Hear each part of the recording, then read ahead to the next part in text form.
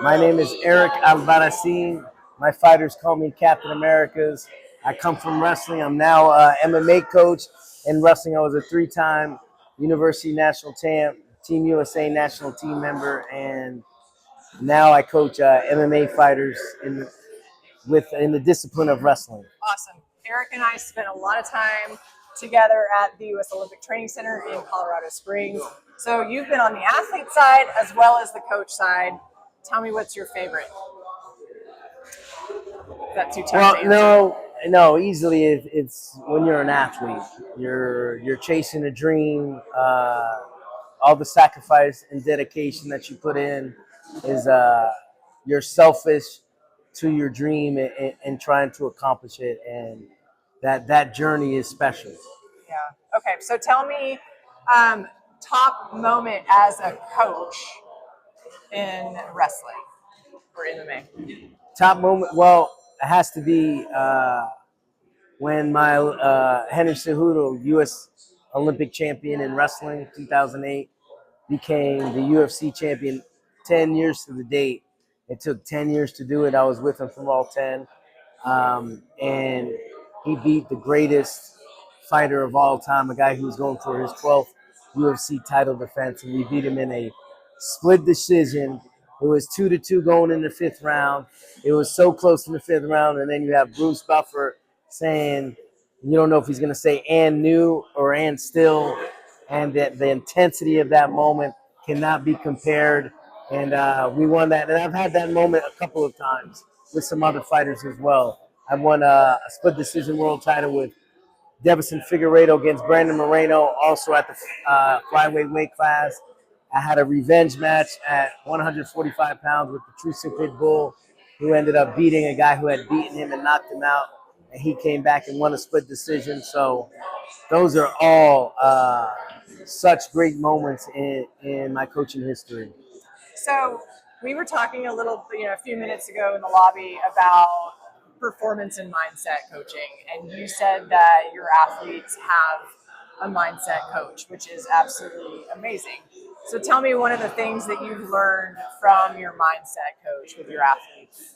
Yeah, for sure. I think one of the biggest things is almost what we just talked about is that when you go into a UFC title fight, it's 5 rounds, it's no longer 3. And I tell my fighter, what are you going to do if you're losing the first 2 rounds? If you're down by 3, if it's 2-2 going into the fifth round, and the answer is you don't have to worry about anything, because you should be thinking only 15 seconds at a time. 15 seconds at a time, you can focus on 3 things, and you ask them to give you those 3 things that they want to focus on. I've had people say they want to think about being fast, calculated, and precise. I've had others pick 3 other words, and that's all they have to focus on for 15 seconds. And if you do that, you're kind of surrendering the outcome. All you have to do is focus on 15 seconds at a time, and you surrender the outcome. And if you are fast, calculated, and precise, you win the fight. I love it. So it's like zoom in to where you are at that moment instead of zooming out to, all the other things that you could be doing in the long term. So, the idea that if you can just focus on the next 5 seconds, 10 seconds, the immediate future instead of the long-term future. Once you get to the competition, it's time to just compete, right? Exactly. Surrendering your outcome, having fun, and not putting that kind of pressure on yourself. There's enough pressure in a fight already. So surrendering the outcome and only thinking 15 seconds at a time, for me, is key. And I love that for my fighters, because there's so much going on, and I can't do it. What do I have to do to win this first round, this first 5 minutes, this first 15 minutes? No, it's not that. 15 seconds at a time, and it'll go by fast. And if you do if you focus on those 3 words, if you execute what we put in the game plan, we usually win the fight. Great. So and I have enough world champions. You have enough world champions to know. 7. Right? 7 world titles. 7 world titles. So what is next for you? Well, we just came from Abu Dhabi, in which we won a title eliminator fight in the UFC at 135 pounds. with my former UFC champ, Devin Figueiredo, the God of War. And next, I have another fight in Bellator, also for a world title. You know, Henry Cejudo, the Olympic champion, he's coming back.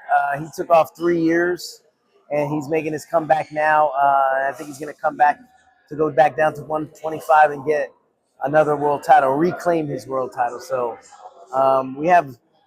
I still have 7 world champions that we're all still competing. So we're all still trying to accomplish big things and retain that gold or uh, claim gold. So what is your favorite part about the Paris 2024 Olympics thus far? My favorite part is watching this. There's a guy going for his 5th Olympic gold medal. It's unprecedented. It's never been done. And for 5 Olympic golds in 5 Olympic games. So that's never been done before. So can't wait to witness history. That's awesome. Thank you so much, Eric. It was a pleasure talking to you and reuniting with you after so many years. For Really sure. appreciate it. Thank you, Aaron. Bye. Bye-bye.